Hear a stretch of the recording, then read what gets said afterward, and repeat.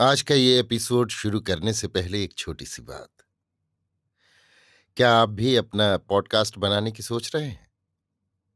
तो anchor try कीजिए। ये पॉडकास्ट बनाने का सबसे आसान तरीका है। नंबर 1, ये फ्री है। नंबर 2, इसमें कई सारे ऐसे टूल्स हैं जो आपको अपने फ़ोन और कंप्यूटर पर रिकॉर्ड और एडिट करने की फैसिलिटी देते हैं। नंबर 3, आप अपने पॉडकास्ट को डिस्ट्रीब्यूट भी कर सकते हैं, जिससे इसे स्पॉटिफाई और दूसरे प्लेटफॉर्म पर सुना जा सके। तो डाउनलोड कीजिए फ्री एंकर ऐप या विजिट कीजिए anchor.fm पर अपना पॉडकास्ट स्टार्ट करने के लिए। ये तो थी एक छोटी सी जानकारी, और अब शुरू करते हैं एपिसोड का सिलसिला। तो आज के एपिसोड में लीजिए सुनिए आचार्य चतुर्सेन शास्त्री के लिखे उपन्यास सोमनाथ के 84वें भाग आत्मयज्ञ को मेरी यानी समीर गोस्वामी की आवाज में। कक्ष में आकर सर्वज्ञ ने देखा गंगा जल्दी जल्दी चिता बनाने में जुटी है। उसने पास पास 2 चिताएं बनाई थीं। वो फुर्ती से जलने योग्य जो सामान वहां जुटा सकती थी जुटा रही थी। सर्वज्ञ ने देखा तो कहा, ये क्या? चौलुक के लिए अग्निरथ। और दूसरी? गंगा के लिए। वो हंस दी, परंतु गंग रो दिए। उनका वीतराग हृदय जैसे बालक की भांति अधीर हो गया। गंगा ने उनके अत्यंत निकट आकर उनके वक्ष पर अपना सिर रखकर कहा, आप भी रोते हैं? गंगे, हिमालय की हिमधवल चट्टानें भी पिघलती हैं, परंतु अब तो तुझे जाना ही होगा। आह, मैं तुझे विदा कर दूं। उन्होंने उसके मस्तक पर हाथ फेरा और बड़ी देर तक उसे वक्ष से लगाए निस्पंद खड़े रहे। इसी समय उनके एक अंतरंग शिष्य ने आकर कहा, देव, अंतरकोट घिर गया। अब अंतरकोट पर शत्रु धावा कर रहे हैं। कुछ ही क्षण में वे रत्न मंडप तक पहुंच जाएंगे। एक क्षण ठहर पुत्र। तू जा और कृष्ण स्वामी से कह कि रत्नकोश की समुचित सुरक्षा व्यवस्था करें। मैं गंगा को मोक्ष देकर अभी आता हूं।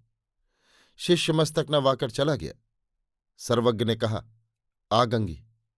उन्होंने अपने हाथ से उसका केश विन्यास किया, अंग प्रत्यंग चंदन चर्चित किया, फिर हाथ पकड़कर चिता पर बैठाया। कुछ क्षण मौन रहे, कंपित वाणी से कहा, जा कल्याणी, कैलाशवासिनी हो। गंगा ने सर्वज्ञ की चरण रज को मस्तक पर चढ़ाया और आंखें बंद करके ध्यानस्थ बैठ गई। सर्वज्ञ ने घी और कपूर के बड़े बड़े डले चिता पर रख अग्नि स्थापना कर दी। दोनों चिताएं शीघ्र ही धधकने लगीं। धुआं कक्ष में फैल गया, किंतु वो दृश्य देखने सर्वज्ञ वहां रुके नहीं, तेजी से गर्भगृह की ओर लपक चले। शत्रु रत्न मंडप में घुस आए थे। सबसे आगे अमीर महमूद था। उसकी हरी पगड़ी पर पन्ने का तुर्रा झलक रहा था और लाल दाढ़ी हवा में फहरा रही थी। उसके हाथ में नंगी तलवार थी। उसके एक पार्श्व में एक भारी गुर्ज हाथ में लिए फतेह मोहम्मद था और दूसरे पार्श्व में श्वेत श्मशुधारी प्रसिद्ध अरबी विद्वान अलबरूनी था। उसके हाथ में एक लंबी तलवार थी। अमीर ने संकेत से सबको आगे बढ़ने से रोक दिया। तीनों व्यक्ति आगे बढ़े। रत्नमंडप के मणिजटित खंभों पर अस्तंगत सूर्य की रंगीन किरणें झिलमिला रही थीं। उस अप्रतिम मणिमय प्रासाद को देखकर अमीर आश्चर्य से जड़ हो गया। सहमते हुए वो गर्भगृह में घुसा। उसने देखा घृत के दीपक अपनी पीली आभा और सुगंध बिखेर रहे थे और नितांत शांत वातावरण में गंग सर्वज्ञ स्वर्ण थाल हाथ में लिए देवाधिदेव सोमनाथ की आरती उतार रहे थे। क्षण भर अमीर भाव विमोहित सा मुग्ध खड़ा रहा। कुछ देर बाद उसने सतेज स्वर में कहा, यहां कौन है? मैं और मेरा देवता। गंग ने शांत स्वर में कहा, और बिना ही अमीर की ओर मुंह फेरे उन्होंने कहा, वत्स महमूद, कुछ क्षण ठहर जा। वे अपनी अर्चना संपन्न करने लगे, मानो कुछ हुआ ही न हो। महमूद और उसके दोनों साथी इस अप्रतिम देव और उस देव के सेवा पुरुष को अनिमेष देखते खड़े रहे। शीघ्र ही सर्वज्ञ ने अर्चना विधि समाप्त की, भूमि में गिरकर देवता को प्रणाम किया, फिर बिल्कुल ज्योतिर्लिंग से सटकर बैठ गए। बैठकर वैसी ही शांत स्निग्ध वाणी से उन्होंने कहा, अब तू अपना काम कर महमूद। उन्होंने नेत्र बंद कर लिए। देखते ही देखते उनका शरीर निस्पंद हो गया। अमीर ने साथियों से दृष्टि विनिमय किया, फिर फतेह मोहम्मद के हाथ से गुर्ज लेकर आगे बढ़ा। ज्योतिर्लिंग के निकट जाकर उसने कहा, मैं खुदा का बंदा महमूद वही कहूंगा जो मुझे कहना चाहिए।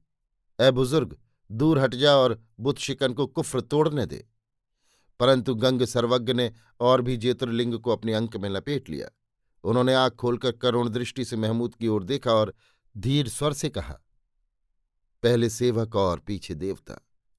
उन्होंने ज्योतिर्लिंग पर अपना हिमधौत सिर रख दिया। अमीर ने गुर्ज का भरपूर वार किया।